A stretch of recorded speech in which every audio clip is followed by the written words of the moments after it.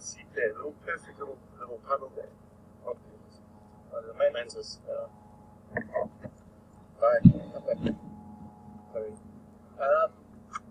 Is that sort of on that western arm? On the eastern arm of Buffalo, but on the fibre.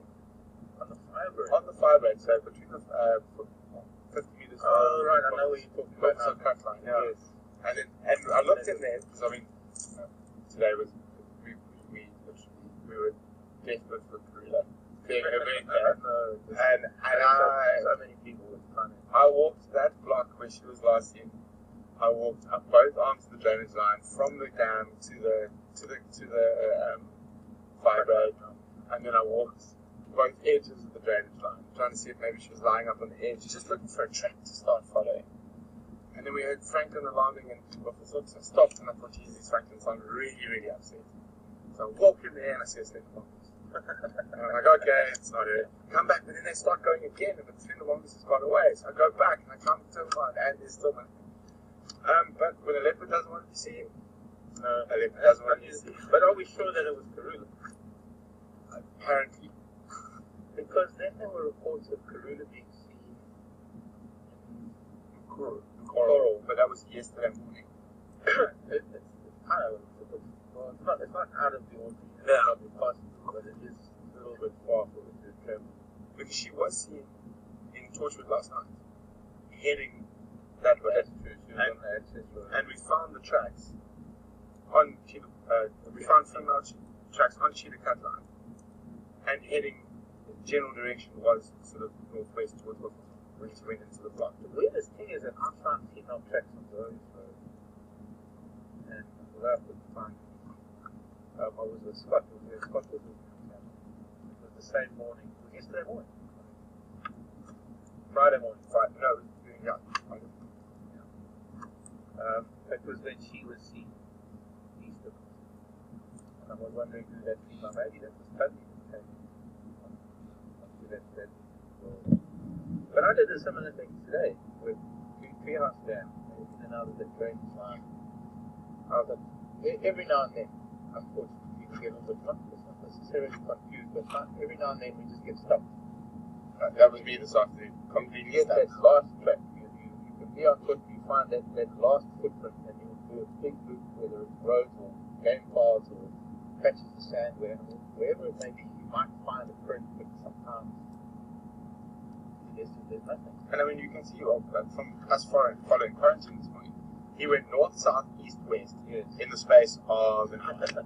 So, I mean, he went this way, he went that way, he went this way. So, like, you could forget about predicting. Exactly.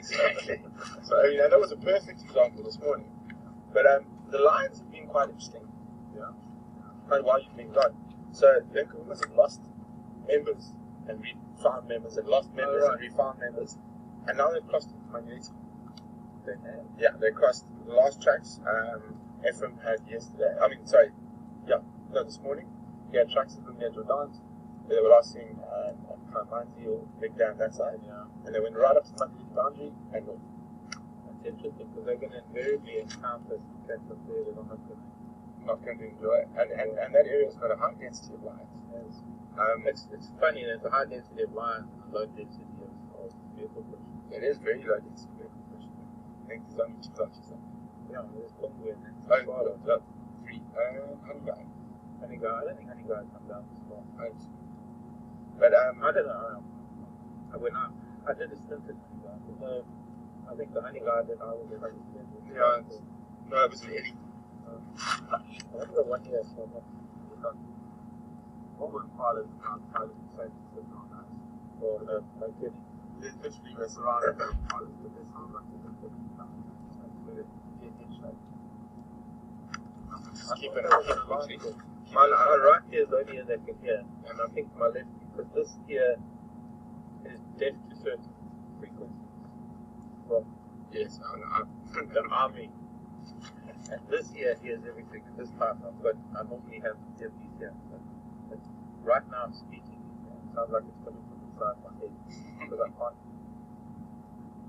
Let's change the subject. Yeah.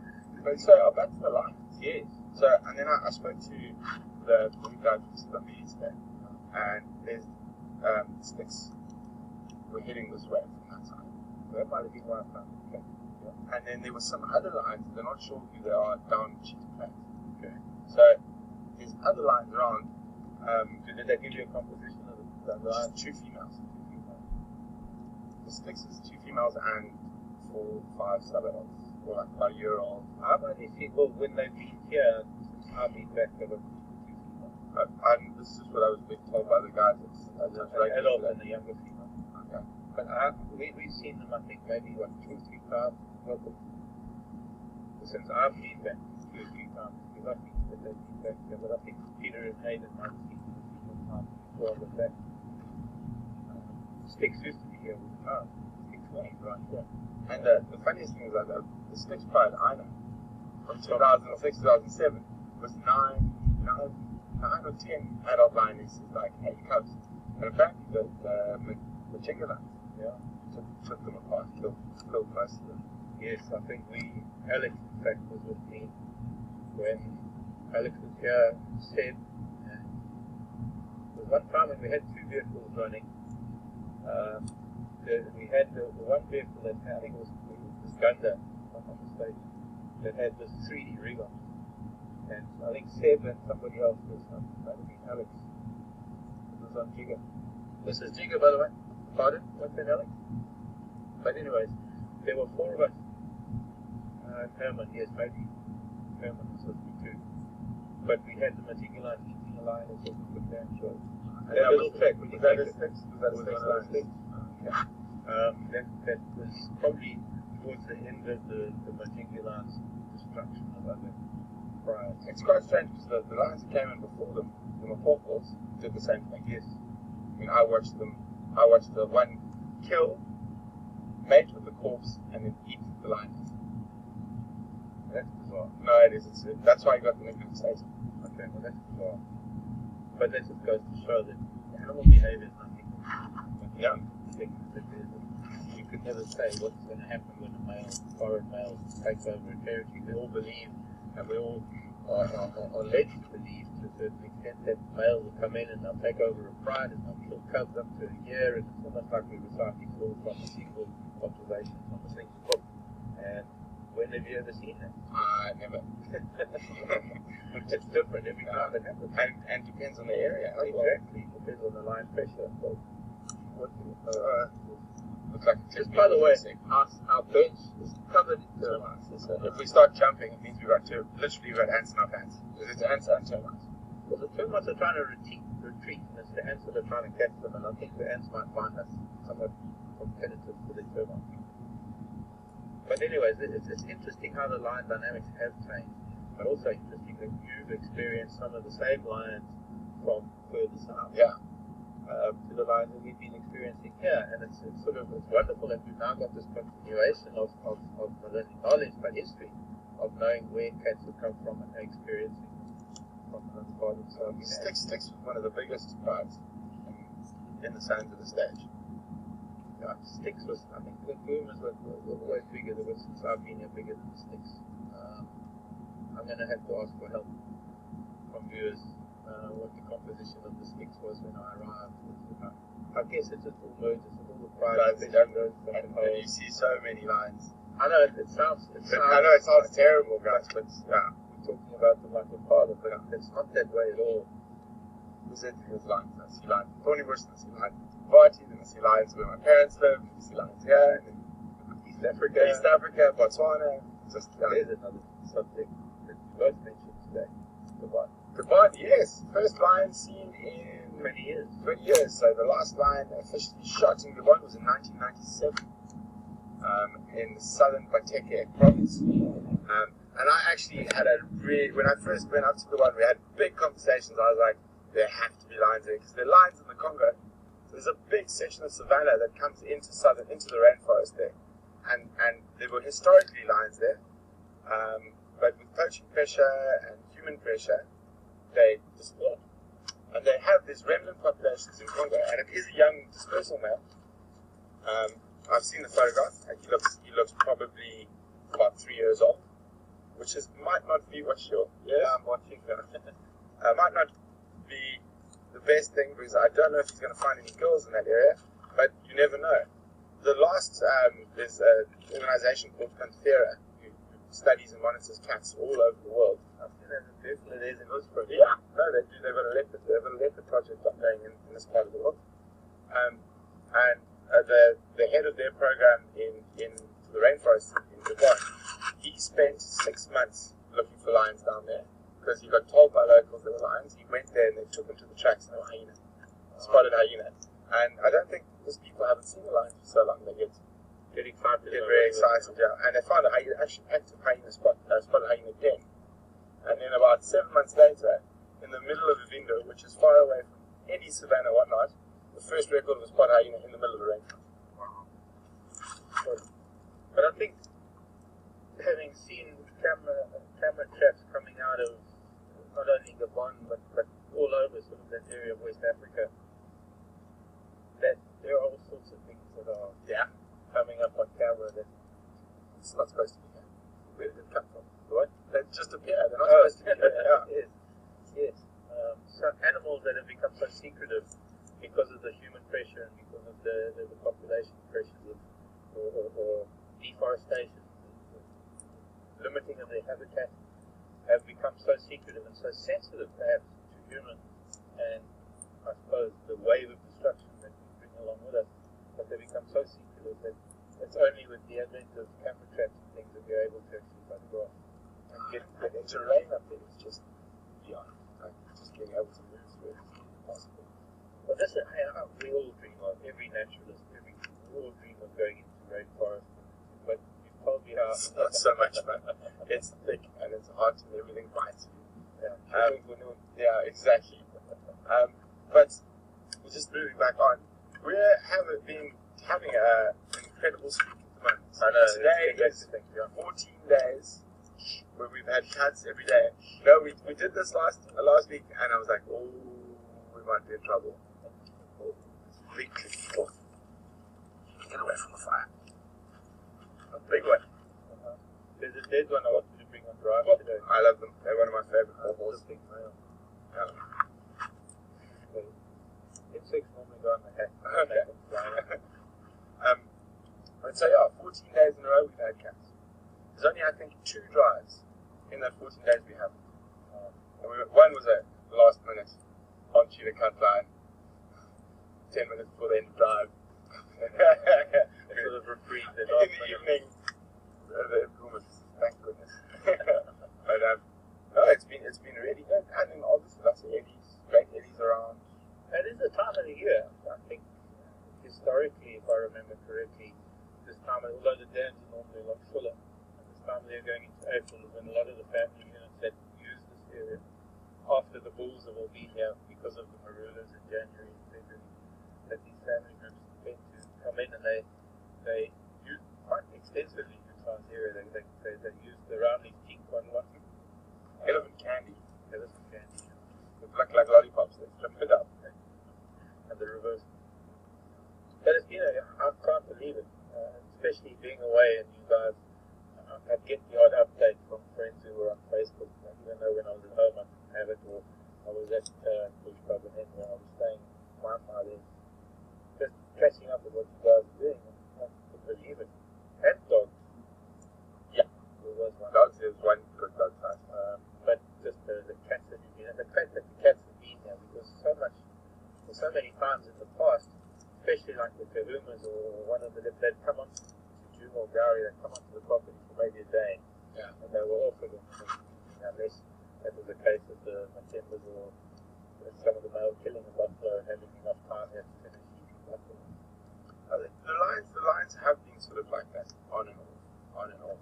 And the Gumas have been struggling with it. They've been hungry for a long time. And they were literally marching these huge distances. We would see them crossing Sydney's Dam. Then they would pop up bottom side of Torchwood. Wow. And then they would pop up coming in across Cheetah Cut Line's ice in like the space of 48 hours. So we're wondering whether the Birminghams were pushing them or whatnot. But I got the update from the guys up there in Manchester. The Birminghams are sitting in Swallow. They're miles away. But that's interesting. And what would be pushing lions to cover so much? Unless there's a threat of that's what we thought. With the other males around that are making them move so big distance. Very interesting. But having said that, we went through so many weeks, in fact. I can't even remember. We've been counting how many weeks, how many days we've had cats, but I don't know if we really counted how many weeks and how many days we didn't have any cats. Or that there wasn't a single leopard track. We couldn't find a sign of a leopard on the property for a couple of weeks. And now, luckily, I suppose most of the last 2 weeks, the last 40 days have been leopard. Yes. And we've all sort of four of the regulars. Mvula, quarantine, this is the first time for me, but I think it's quite hard in our treehouse a while ago. Thanks to these spending more time south. And then Kruger a couple of times. Scott had some great sighting on the Stenbok up on Rebecca's Philemon Stip. And then we had Yuma for nearly 4 days. And the bushbuck club was just before I got back. Yeah, that was spectacular. He had such a playful leopard. Yeah. Even though the snarl. I don't think that snarl is aggressive. It's just almost. Sometimes the ears go back, and sometimes he is a little bit angry. But sometimes that snarl is just a. Yeah.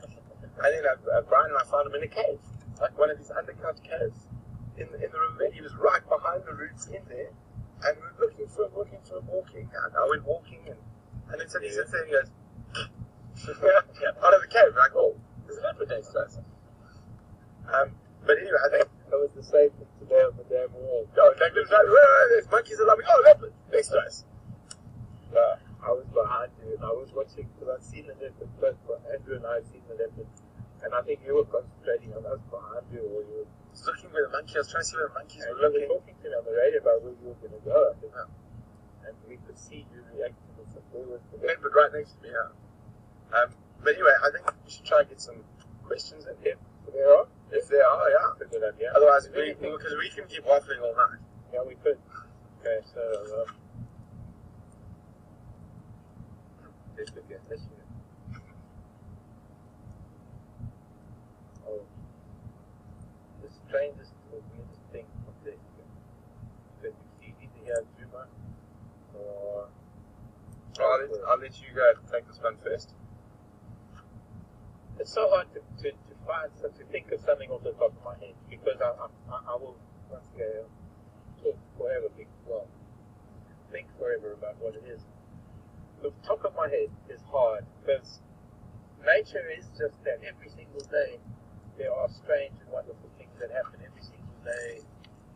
What I call the gem of the day, and it could be a feather or it could be a really strange sighting of an insect, or it could be something doing something I've never seen before. But it's like a sunset. You could have a most magnificent sunset and think it's the most beautiful sunset, and then there's going to be another one that you can't choose between the two which one is better. So experiencing nature, because nature is so phenomenal, it's kind of hard to say so. But as that question came through, I suppose one of the most intriguing things, one of the things that will stick with me for a long time, I might have mentioned to people, the Rufiji River flooding. And I'm friends and been to the Samu, so we've got common ground in a number of places, the same as the Scots also been to places in East Africa that we've been to. I think it's what makes us sort of click in a way, that we understand certain things about places because we've all been to them. But the Rufiji came down in flood, it was 98 years old, and the lakes burst. In fact, the Rufiji changed its course completely. It flowed stronger up towards Selakela, whereas before it was flowing straight into where all the Impala came from. So it changed things, and when the water subsided, eventually after the floodline had subsided, things were sort of getting back to normal. There was a colony of banded mongoose that must have been stranded in the reeds on the opposite side of the camp, where the entrance to the one lake is now. The river did a big 90-degree bend, and at that bend was the entrance to a very large lake, but it was a rather narrow entrance. It was only probably about 50 yards wide with a little narrow island in the middle. And then it broadened out into this big lake called the Selakela. And right at that point where that entrance to the lake was the strongest flow you could find. There was tiger fish, there was tiger fish. I've got some big tigers down there. It was very, very strong flow, but as soon as you went into the entrance to the the lake, it was still water, and the crocodile used to hang around right there in front of the camp because fish would either be going upstream or downstream, and they'd hit that still water, and that's when the crocs would catch them. And this band of banded mongoose found themselves on the opposite side, which was just reeds. It was reeds for probably a couple of 100 acres of reeds all the way up towards there and the other side of Lake Martin. But it was quite an expansive area of reed, and they must have somehow, this colony found themselves there, and they got to the edge of the still water just off of the flow of the river, and the only way for them to get out was to cross the river to where the trees were, because they probably hadn't seen trees for God knows how long. And they decided to cross. There were 8 of them to begin with, and 5 of them went into the water, 3 of them stayed behind. And within seconds, the crocs killed all 5 of those. And I know it's not the kind of thing that one wants to remember when a question like that is asked, but it is. It was a strange. Very strange. It wasn't expected. It was. We were sitting. We hadn't been out on drive. Hadn't gone out. I can't even remember. It could have been an afternoon, or it could have been during lunch. But we were sitting outside, always outside in the tent camp, and we saw them coming. We could hear them, the distress calls, because they finally broke through the reeds. It was almost as though they hadn't seen land other than the reeds for days on end, because it was such a vast area of reeds. And suddenly, across this little channel, and it was quite a deep channel, it was, I suppose, salvation for them. And it was like cheering on swimmers in an Olympic race. Because as soon as the first one entered the water, the croc started moving in, and we just hoped one of them reached the island, and the crocodile actually lunged out of the water and grabbed the water of the island. And one develops a little bit of a rapport with mongoose. I think I had pet bunny mongoose, so yes, I understand that. yeah, I do. And Brian and Andrew both filmed the surrogates, the meerkats. In Botswana, you develop a rapport with these things. And although I might not have known that from the colony, it was still so sad. Other than the other 3 refused to cross, so they were stuck in the reeds. I don't know what happened. I don't know if that's what the question was about, but that's the first thing that came to mind when I was asked. It's a difficult one. Actually, mentioning the crocodile is one of the strangest things it seems. The only thing I've ever seen kill a honey badger. Really? Crocodile. And the only thing I've ever seen a crocodile not eat. I think he bit it and it just got a full spray from that. And the croc just left the honey badger right there. And nothing else ate. Not hyenas, not anything. But I think the strangest sight, it's actually probably one of my favourite sightings of all time, it's very funny, was lions and pangolin in northern Botswana. With the pride of lions up on the Kondo River, and it was sort of, we got there around 4:30, 4:45. We knew where they were for the morning, ready for the hunt. And there was a male, probably about 18 months old. There were 4 lionesses. The lionesses and the other cubs were much younger. Sorry, not a pangolin, a honey badger again. I got confused again. And the lioness and others were lying there, and this honey badger did not honey badger. Sort of march past, looks at the lions, like marches on, and the young male decides, no, he's going to have a go. And gets just this dust, like October in northern Botswana, dust everywhere. And it ends up with the lion with his paw like this, and the honey badger flat like this in the sand. And every time the young male lion lifted his paw, the honey badger push it down again.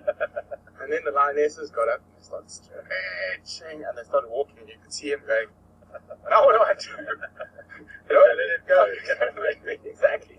So he kept, and he looked at the lionesses, he looked at the honey badger, he'd lift his paw slightly, and he'd push him down again.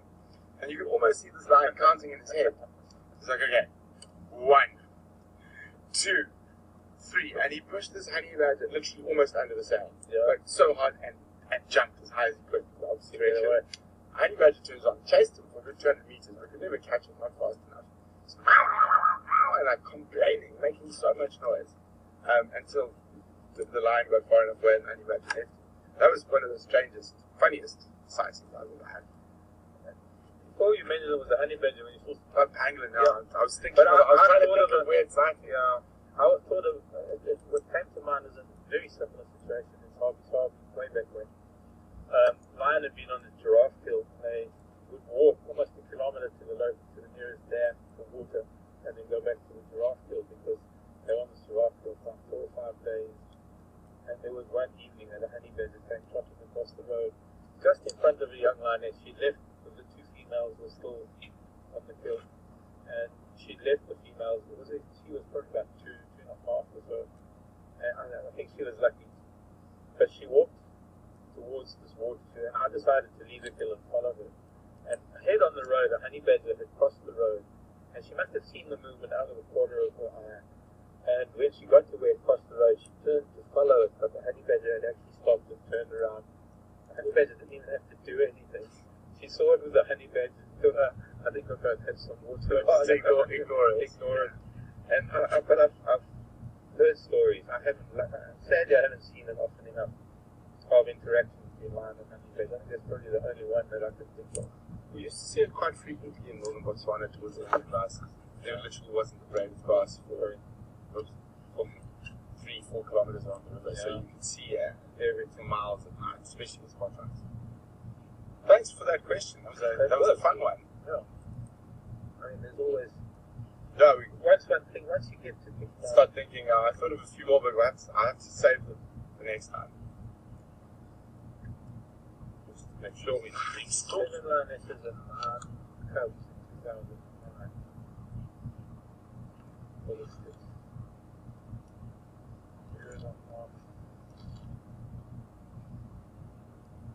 Lionesses in South after a year and a half. Deborah, thank you for that information. Thanks, Deborah. It shows how that prior to this year and a half is Taking off. But it is, I think one of the strangest things about that is that the more we've had coalitions coming into Pakistan, the less lion is bred, because of the fact that every time a coalition comes in, they're not actually killing cubs, they're killing the males, they're killing adult females as well. See, my experience of South has always been coalitions. Yeah, you see, down in the south in the 80s, early 90s, the biggest was true. I mean, when I started down there, I think it was coalitions for short. Okay. So there's always been big coalitions in South Africa. But I don't know if that, as far as I know, because I've got the lion stats and stuff. The lion population on the whole of the state hasn't gone down. Changed. It's stayed pretty stable. If anything, I think in the last couple of years it's actually increased a bit. Even with TV and all other things. But, well, I guess in general and as a whole that might be the case, but I think certainly up here in this part of the world, because we used to have prides here, that we haven't seen proper cub person. And we had this 3-year break, and obviously there have been cubs that have survived because we've got these youngsters now that are 2.5, 3 years old. So I'm not saying they haven't been, but I think we would make this fun, save this one, didn't go into the final.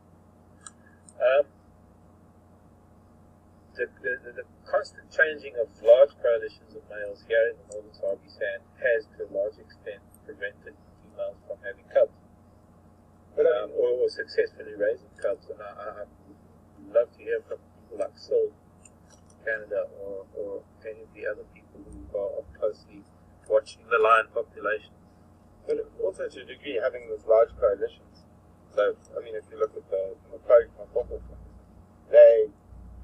once they stopped their nonsense, when they were young, killing females, doing strange things like that, they stabilized that whole area for a relatively long time. They did, I suppose. So, I mean, having those big coalitions, although there's that initial sort of mayhem, decimation, they're stabilized, and having 4 or 5 individuals, they're not going to be on the top for 2 or 3 years. So if you're one male, Mpopo were there 5-6 years. I mean, that's really long for, and that I think is purely just the size of the coalition. There's no one who can really fight with them. Very much so. But it's very interesting.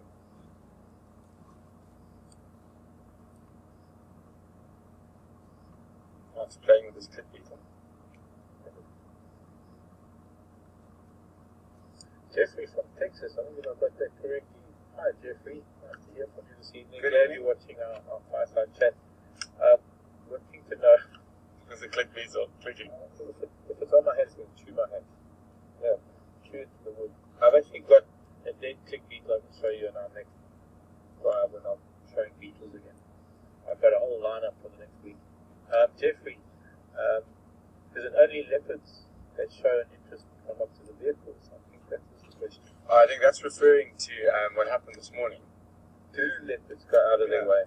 So what happened this morning is we had those tracks, and then Quarantine came in afterwards. I saw his tracks afterwards. He came on to the cut line later. I saw them top of your thing. I saw them this evening when I was there. So we were following, and then we were going down Drakensberg, and then we heard kudu and monkeys behind us. So we turned around and we went back. Yeah. And then by the time we got back there, it was all quiet. So we knew there was something there. So we drove around 3 times around that little block between Mumba, Drakensberger, and Chillikatlan. I was like, it has to be here, it has to be here.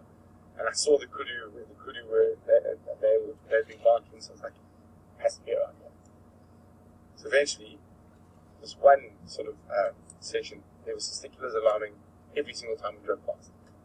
So I said, well, it's a bit of a long shot. I'm going to jump out of the car, and maybe if he's around, I might pop his head. So I walked off, and I checked around all the thickets, and I was relatively open there. And I was like, okay, well, Jesus, these women again, they're giving me a hard time again. So I took a buffalo thorn to explain the whole spirit. So I took a buffalo thorn, and I still wanted to listen. So I said, listen, guys, I'm just going to stand out of the vehicle and speak, and not put the earpiece in so I can listen if something starts alarm calling again. So I find it very difficult to. Yeah. So, and also to pinpoint direction with one ear. So I said, okay, I'm just going to listen, and I'll tell you the whole story about buffalo thorn while I'm listening. And I'm quite convinced Quarantine came to have a look at what I was doing. Because he came from somewhere else, and then all of a sudden, as I got back in the car, he's sitting in front of me. Like literally coming to the car, just obviously saw movement or something away, and he came to have a look. I think, that's interesting. I think I could think of a few incidents when just our presence has brought the leopard out. Yeah. When we used to have a leopard down, you might have heard of it actually, a leopard called Squelaptine. What's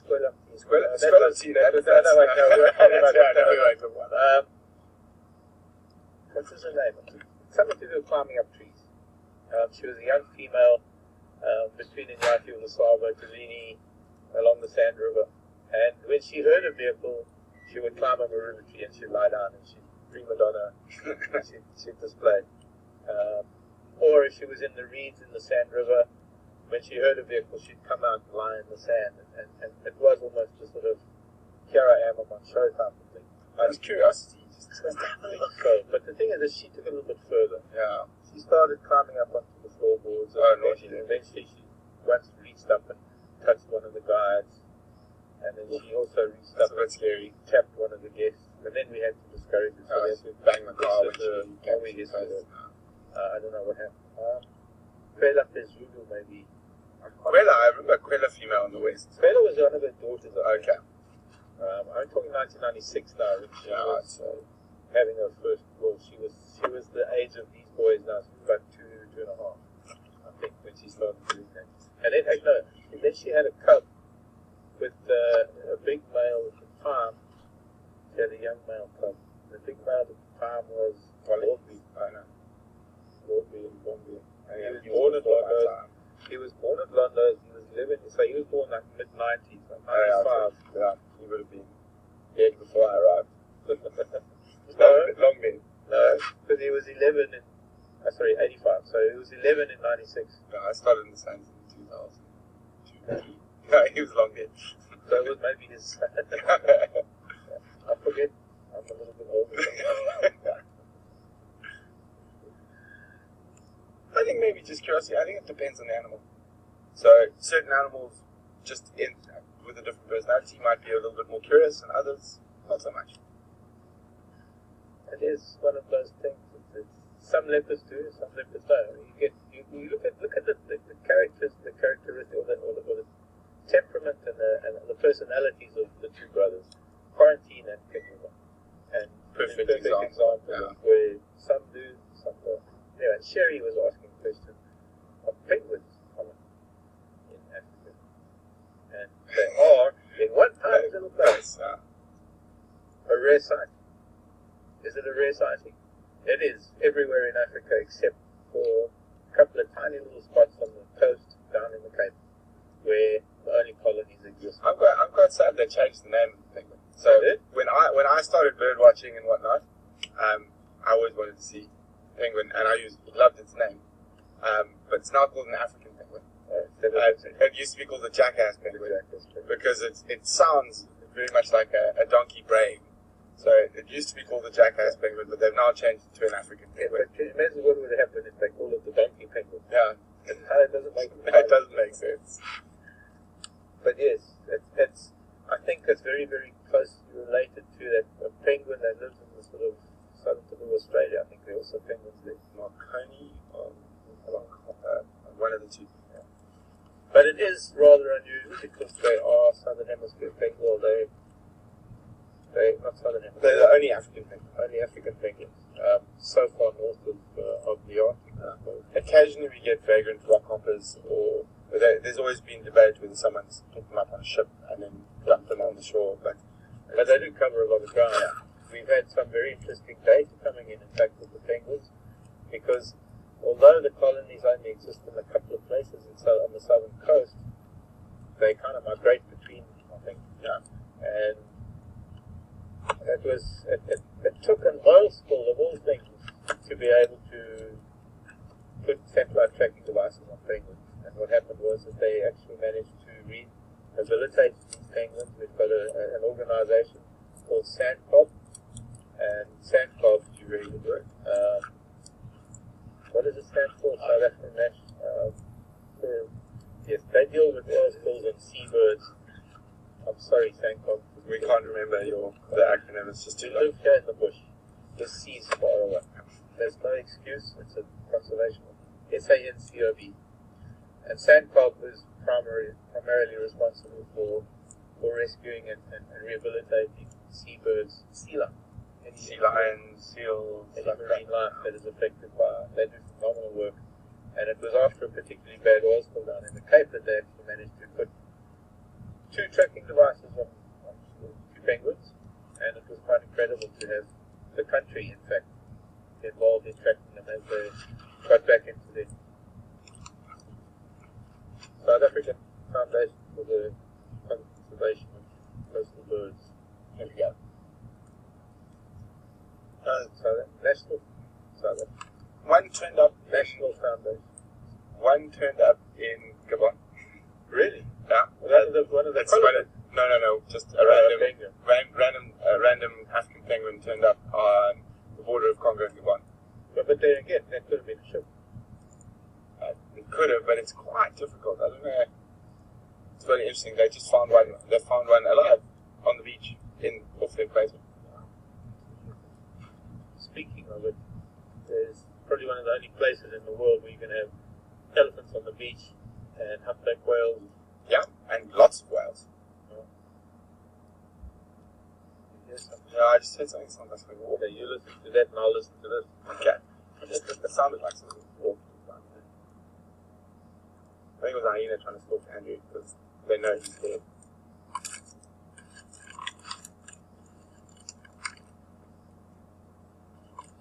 Well, that's another thing we've been so lucky with hyenas recently. Well, I don't know. It sounds like Alex is telling me we're sort of running out of time. Oh, sure. But Eileen in Boston was asking a question, a very interesting question, and it's hard to really answer it because I started with the depends, and that's another thing I want to find out. The other thing is that there was a bingo today, and I want to know what the bingo was. We can find out. But Eileen was asking, what is the best age to start children on safari? Now, a very good question.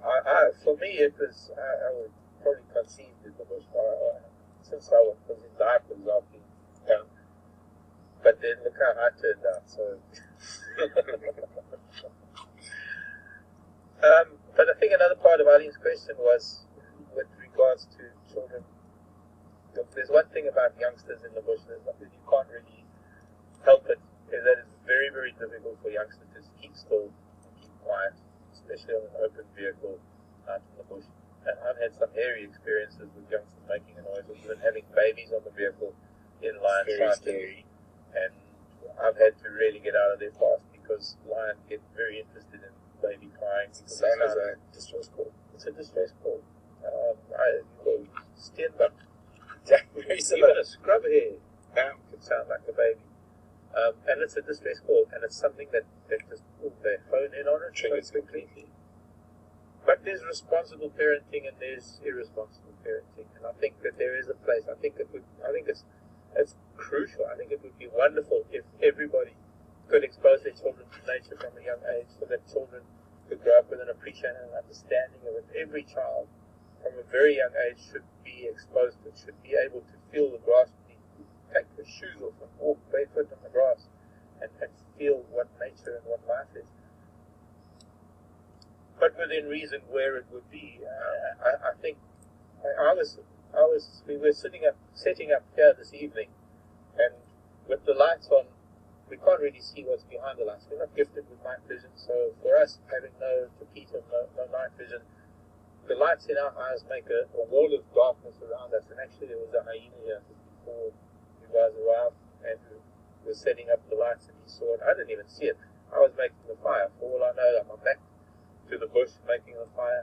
I'm not saying that a hyena would have done something, but animals do recognize young of every species, and they recognize the difference between male and female, and predators do this. And I've had times at home where I've left the fire and I've left only ladies sitting at the fire, and the hyena is bold, and they'll stand up and shout and clap, and the hyena stands and looks at them. But as soon as I come out of my house, the hyena looks at me and it doesn't run, it walks away because of. But baboon and monkeys can tell the difference between a man and a woman instantly. And you know what? You gotta put a koi on and you pretend it doesn't work. Nah. I know. One of my first jobs working for my dad was chasing baboons for 3 months for pittance of the salary. But back to your dad. Back to your question there. There are very specialized, tailored safaris designed for kids these days. The difficult thing is you can't have kids on a vehicle with other guests, so you need to have a private vehicle. The reason for that is with children and not being able to stay quiet and whatnot for the drive, you can't really have other people. It affects their experience. So there are specially tailored safaris that stick specifically to kids, where you're all on the same vehicle. And then when I've done safaris like that, because family safaris are definitely a trend that is becoming far more than it was, say, 5-6 years ago. You just need to find the right program. So like when I've done them, I've got junior rangers courses. We go make plaster Paris tracks of lion tracks and whatnot. Clay animals. So and it also depends on the lodge or area you want to go to. It is possible, but you do need to do a little bit of research into it, which would be the best fit depending on the age of the children. There's some lodges that have very special sort of activities. Yeah, exactly. And they can take care of them. But also, I think it also would be better in some cases to be in predator-free environments at first, so that kids can learn how to behave properly. Yeah, see, I think in my experience, just as long as you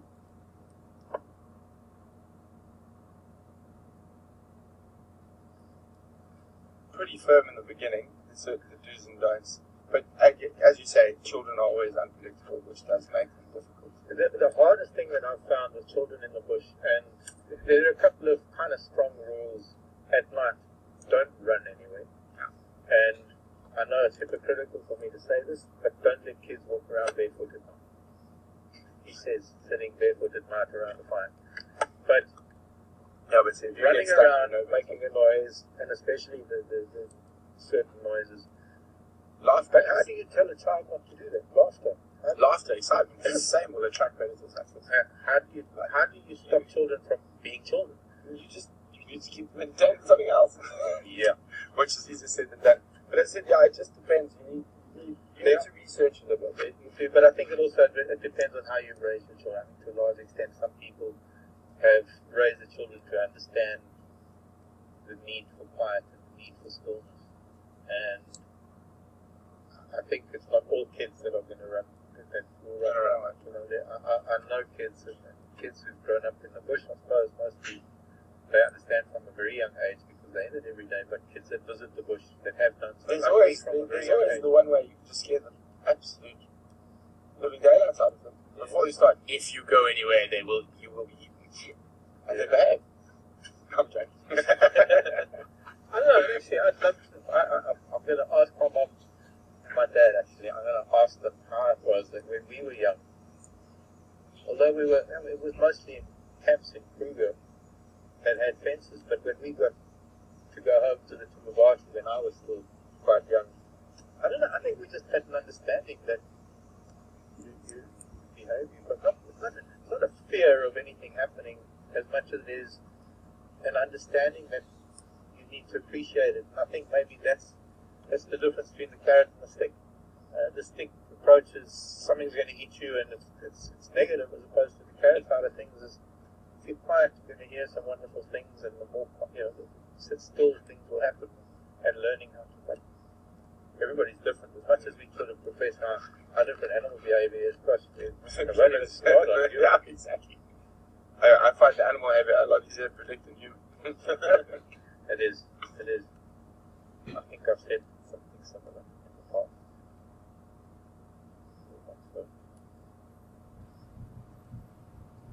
I'm just cops arms.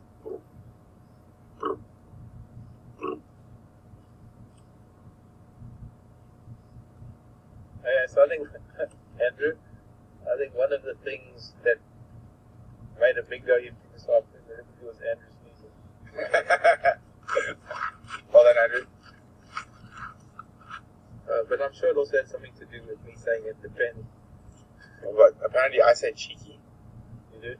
Well, it's a cheeky little monkey. Okay. A cheeky little koala. Well, you said cheeky yourself. I'm not surprised. And then it's something about our hats, how we take more for something. I saw one of them the other day. Okay. Well, I don't think anybody's ever seen me take one of them. Well, no, I did a Fireside chat once with the other hand. Never going to happen again. But, by the way, anything around us, people give the life. But it is coming to that time of the evening. I'm starving. And as you've noticed, we made a relatively small fire this evening, and we're not cooking. Partly because it's getting very dry around here. There was a little bit of a breeze when we started this afternoon, or started the fire this evening, and I need to come down here during the day and clear up some of the surrounding vegetation. And when it was all green and there was rain, we didn't have to worry too much, but it's now starting to get dry, and we don't want it to be a fire hazard, so we brought water and things to douse the fire when we're done. But I didn't want to make too big a fire that if a wind picked up, it would damage things. That's firefighting. Yeah, I'm hungry. Hey, I like to learn. So, thanks, everybody. Thanks, everyone. For the questions, especially. It's been great, and we'll see you bright and early. Tops out. Yes, bright and early. You're going to be on Wendy, I'll be on Juba. Yep. And we'll see you 6 o'clock tomorrow morning. So, thank you to Brian and Andrew behind the scenes. And Alex, of course, in final control from all of us here at WildEarth. Love you lots. Night. Bye. Bye. Bye. No, we're going to the same place. I know. One of those customary things. Okay. Been a good week. Another one to come. More cats. Okay. More cats. More elephants. More dogs. We need dogs. I need dogs. Cheetah. Yeah, it's coming one day. Cheetah.